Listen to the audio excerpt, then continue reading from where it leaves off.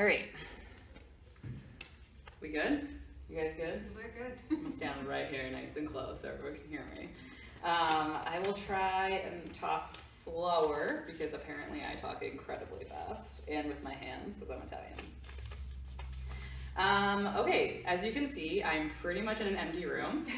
So there are 4 people with me. And I'm very tempted to give out some bonus points. So depending on how I'm feeling at the end of this, I may do that. So if you're at home and you're watching right now, asking a question could also help you get a bonus point. So more participation. We're on week 4. I understand this gets to the point where you're like, forget that you're in a challenge. You don't feel like anything's working, or maybe it is working, so you feel like you can rest on your laurels. So let's get some participation going. And next week, it's our last week. So let's get everyone in here. I understand if you can't because of kid obligations or work obligations, so I'm not going to, completely dock you for that. I completely understand, but let's get a lot of participation here. So if you're watching at home, even if you watch this later, comment with some question, comment, or thumbs up or whatever you need, so that way we know you're participating, because it's really lonely in here. So, thank you. All right, so this week we're going to talk a little bit more about quality. I can see that there's comments coming in, so I can't see them. If you can check every once in a while, Matt, and just see if any of them are like questions, let me know. Oh no, what happened? No, it's fine. Okay. All right, so today we're talking about, my title for this one is Every Macro Counts. If you follow the blog, we're gonna put like eating out and holidays today and then the quality next week. But I wanted to flip-flop things because I think we deserve some talk on quality. And next week will bring us to the holiday party, Thanksgiving, Christmas, everything. So I think that's a little bit more appropriate for next week. So we're going to talk about the importance of quality today. So we've spent a lot of time talking about macros and macronutrients, what they are, and that's the main premise for this entire challenge. So I'm not discrediting sounded very proper, them at all. I'm just going to give some context to what you are currently eating, what macronutrients you're currently eating. And I personally, as the dietitian who promotes real food and real health, I think it'd be remiss to not focus on the quality at some point in this challenge. So we remember that our macronutrients are, people in the room, what are our macronutrients? What are the 3 categories? Protein, fat, carbs. Protein, fat, and carbs. Boom! Love it. So now we're going to figure out what makes up your macronutrients, and you're not going to be too surprised to know that they're called micronutrients. It's a beautiful thing. So we're going to talk a little bit about what micronutrients are, why they matter, how to improve the quality of your micros. Welcome, come on in. We have some new friends. What's your jump rope? Stuck on door, stuck on door. Oh no. I'll get it. So nice they all came after that hey. little while. All right, double attendance. Yeah, we just doubled attendance. Yeah, I think people were laying on the couch. Right? Yeah, it's fine. You gonna pay attention this week? Okay, good. Make sure you're just out of the feed. You guys look beautiful, by the way. Beautiful. Okay. So I was just telling them, we literally just started, so you haven't missed much. We're talking about micronutrients. So micronutrients are what make up your macronutrients. So basically we're talking about quality today because we've spent a lot of time focusing on quantity, and I don't want to miss out on what you're eating within your macros. So what are micronutrients? They're things like vitamins, minerals, phytonutrients, and other trace minerals. So vitamins are things like your B vitamins, your vitamin C, your fat-soluble vitamins like A, D, E, and K. They also consist of your minerals, which are things like iron, magnesium, calcium, etc. And then you have phytonutrients. So phyto basically means from plants. So they're nutrients found in plants like carotenoids. So if you think about carrots or sweet potatoes, they're orange because of the beta carotene, which is a carotenoid. You also have flavonoids, can't even speak, and things like chocolate. So even chocolate has some good nutrient value, unless of course it's all the chocolate that's in the Candy Monster. No, you cannot open it and get any candy out of there because I said this. So why do micronutrients matter? Well, if you think about your body, it's not static. We're not 2D, right? I'm 3D, right? Very dynamic human being in many ways. And neither is food. So food isn't just cardboard. So nutrients are far more than just carbs, fats, and protein, and they also consist of other elements, both good and bad, unfortunately, that end up contributing to your overall health. So we start with macros because they're very easy to control and they're easy to quantify. We can physically measure protein, fats, and carbs just because there's a lot more research on it, and it's easier to actually figure out, whereas micronutrients can be incredibly variable depending on the season, depending on where they're coming from, depending on the food, the portion size, etc. And not to mention, people are very different, so the way that they react to micronutrients and their needs for micronutrients are way different than macronutrients. So that's why we focus on the bigger subject first, and then we kind of say, okay, how can we make those macros count? How can we make them better so that we can be healthier, stronger human beings? So once again, we're not talking about perfection here when we talk about micronutrients, so we're talking about quality. It's more about making the best of your macros and trying to fill them with foods that can help aid your goals, but it's not about perfection. So what do micronutrients help with? They help with a whole host of processes of the body, things like digestion, hormone regulation, immune function, metabolism. A lot of people get confused as to what metabolism is. They think that it's just if you have a fast metabolism that you're skinny, and if you have a slower one, you might not be as skinny. But metabolism is actually just the breakdown or usage of your macronutrients. So you need vitamin B and vitamin C and everything to help use, digest, process, absorb, and deal with protein, fats, and carbs, believe it or not. So we also need micronutrients for the maintenance of tissue and organ function. So I think you all want to live, breathe, and function today, so you need some micronutrients. It can help with disease prevention and a whole host of other things out there. You just Google vitamins. It's really angry. It's really scary. Yeah, you're stalling. Do you not like your micronutrients? Okay, yeah, at least we know. Brian does not like micronutrients, for all those who are concerned. They can't see you on the video, so they have no idea what we're looking at. Excellent. All right, so how do you improve the quality of your micronutrients? I'm going to give you 5 things that I recommend to help improve the micronutrients. Certainly there's more than this, but these are just kind of what I've narrowed down. The first and foremost is just to eat real food. So food that is ingredients, it doesn't have ingredients. Or if it does have ingredients, at least it's not a ton of unrecognizable ingredients. So it's not reading like a science experiment as opposed to food like avocados and potatoes and beef, fish, whatever it might be. So that's 1. 2 is vary up your diet. So I know a lot of you, we've discussed that you eat the same thing every day, and that's not necessarily a bad thing within the context of this challenge, because it's more sustainable and it helps you be more successful to reach your macronutrients.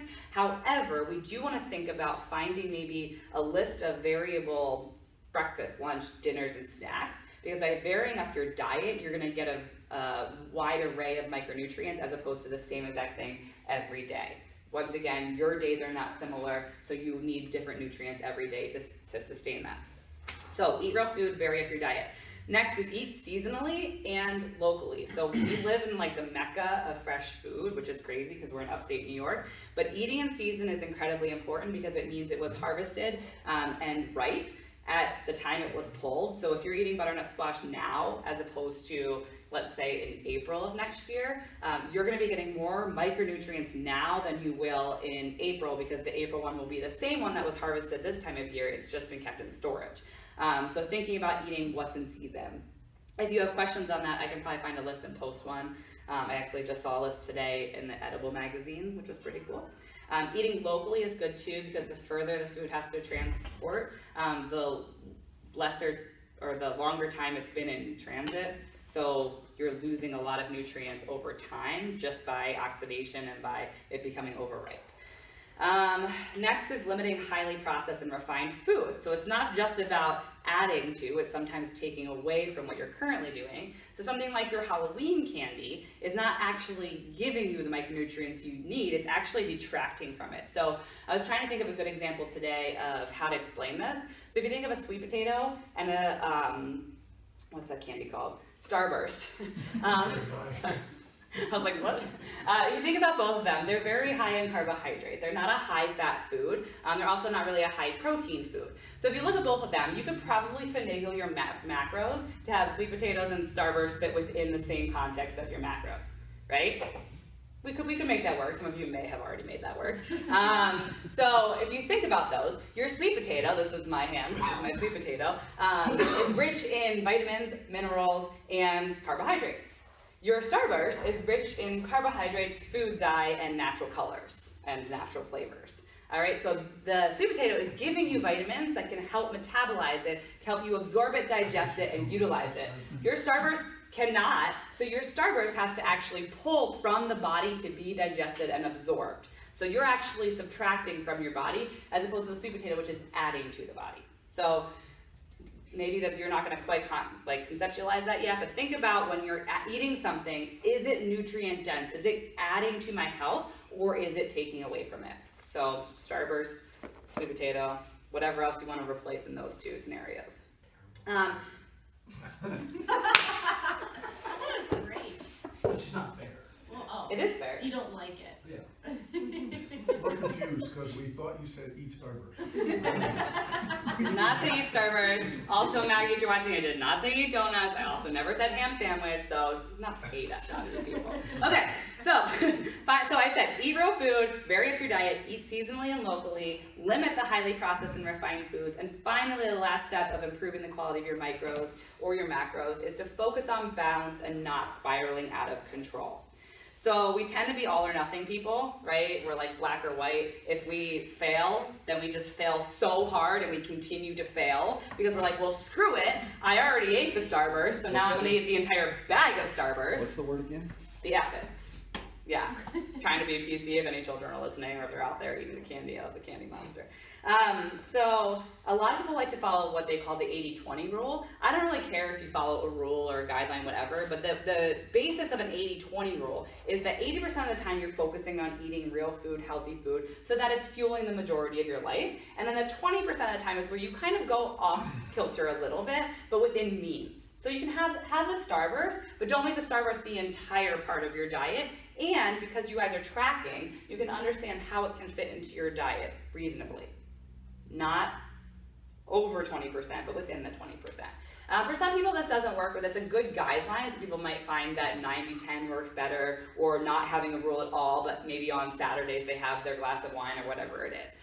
So finding that balance and not spiraling out of control into the ethics. So a lot of you might be thinking, maybe you're not thinking, but this is what I wrote in my notes, we're gonna go with it. Okay, great, so micronutrients are important. I like my Starburst and my Starbucks. What supplements should I take, right? All of a sudden people are like, great, so I'm not gonna get it from my diet, so I'm just gonna start taking a supplement, right? So if you're not focusing on food first, then taking a supplement is erroneous. It's a great word. Because honestly, you need to focus on your diet first, and then we add supplements on top. You cannot out-train, you cannot out-supplement a poor diet. So, the only ones I do recommend, which I know Lisa asked a question about vitamin D. Vitamin D is one of the only vitamins that I do recommend most people supplement, especially this time of year, especially in upstate New York, because how much sunlight are we getting today? Almost zero. So, for many people, vitamin D is important to supplement. If you need to know how much, you can either get a blood test from your doctor, or you can feel free to ask me what I think would be appropriate. Inside Tracker, yeah, I don't work there anymore, so you can go there if you want, but yeah. Okay, you already brought it up today. Okay, I left and it's okay, it's all good terms. I do have a discount code though still, if anyone needs it. So, no big deal. And then magnesium is the only mineral that I normally recommend to a general array of people, and that's just because it's very hard to get enough magnesium from our food supply. So those are the two things that I say, even if if you ask me to supplement something and you're eating pretty good, those are things that you still have trouble getting from your diet. So vitamin D and magnesium.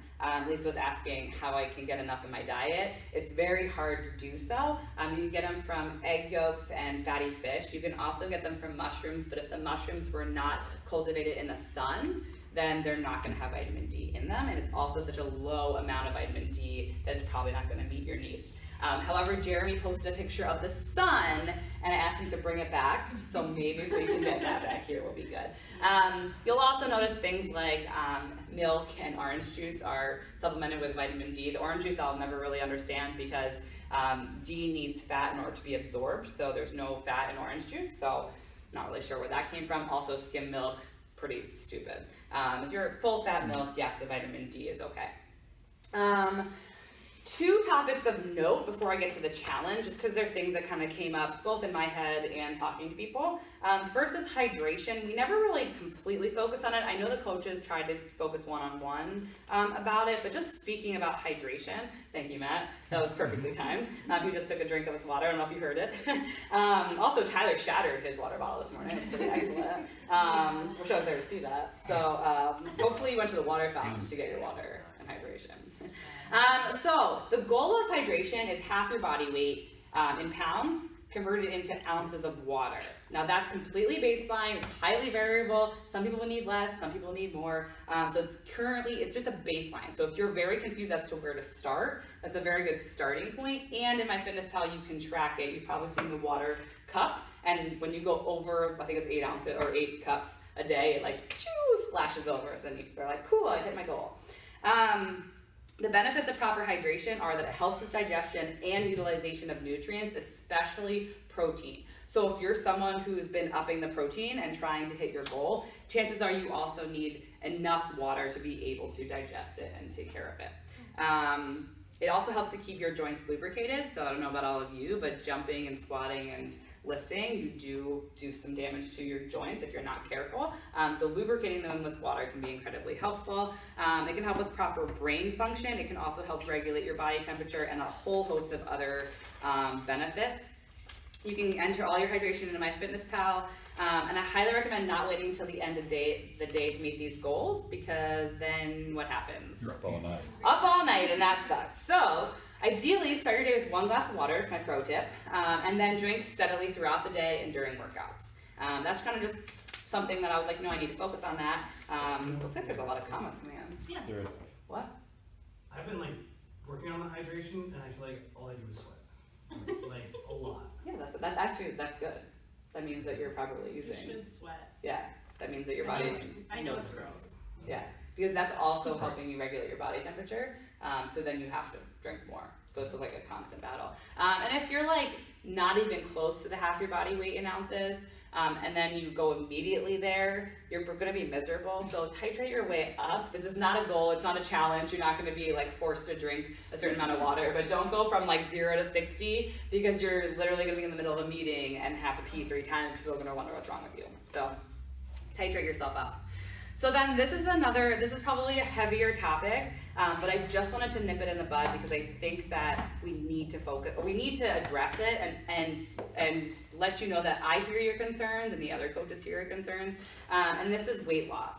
So not everyone's goal is weight loss, I get that, but there's a lot of people here who have weight loss goals. So even if you don't have weight loss goals, even if you have maintenance or gaining goals, I think this still applies to you. So the process of losing weight when you're focusing on it is incredibly frustrating if you're not achieving the goal in the time that you want to. I get that. It might not be what your body needs immediately. And I know that's like hard for people to hear, and they're like, but I just want to lose the weight and I should lose the weight. I agree. There's going to be at some point where you do lose it. So we have to we could, as coaches, we could have cut you all to unrealistic macro goals. We could have completely undercutted you. We could have said, you know what, eat 1,000 calories and you're gonna lose weight. Yeah, and you probably would have.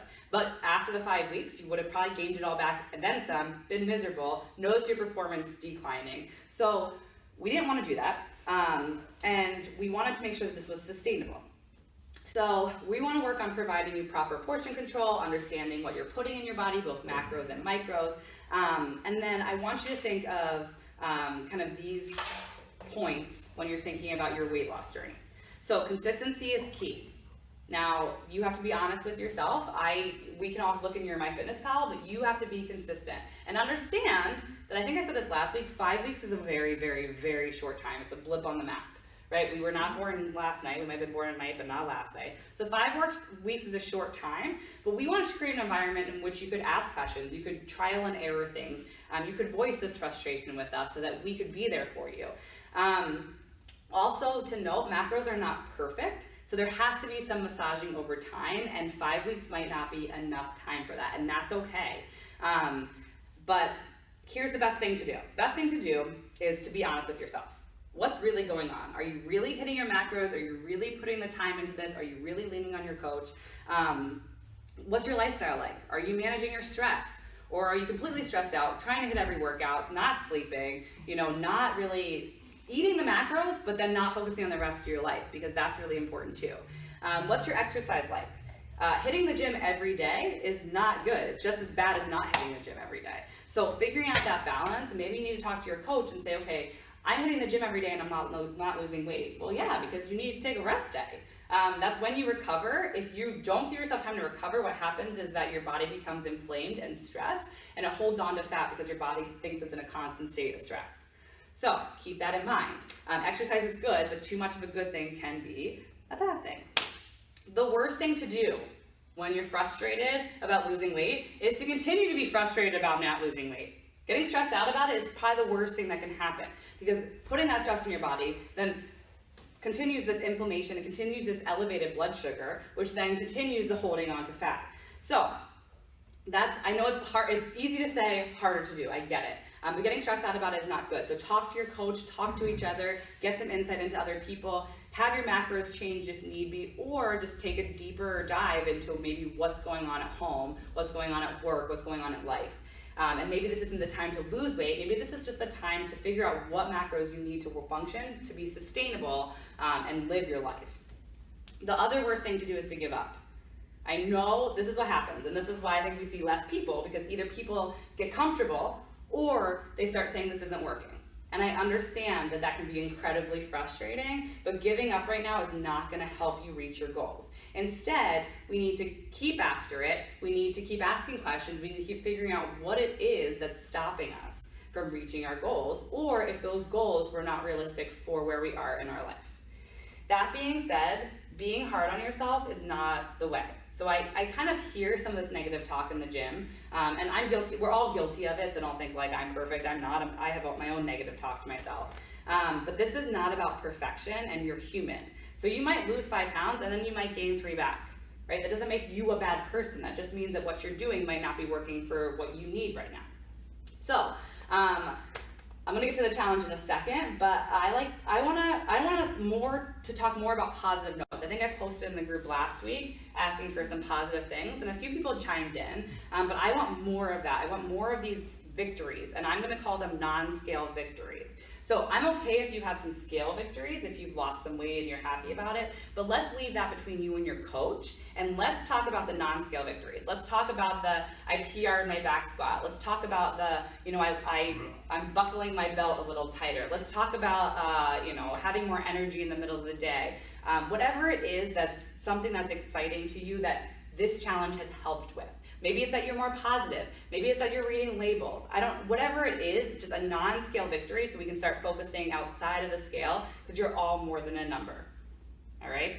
Remember that. Your weight is really just your relationship to gravity, so if you can now detach yourself from it and recognize it's only one metric of health, you'll be much happier and healthier. Okay, off my soapbox. Get really passionate about that. So, the week 4 challenge. I wanna see you resist temptation. The second one is posting something positive that you've learned, done, or reached because of this challenge. So those non-scale victories I was talking about, you can get a point for each of those. Next week we're going to talk about how to eat out while counting macros and micros, talk about special occasions, talk about holidays, parties, all those things, and life after the challenge.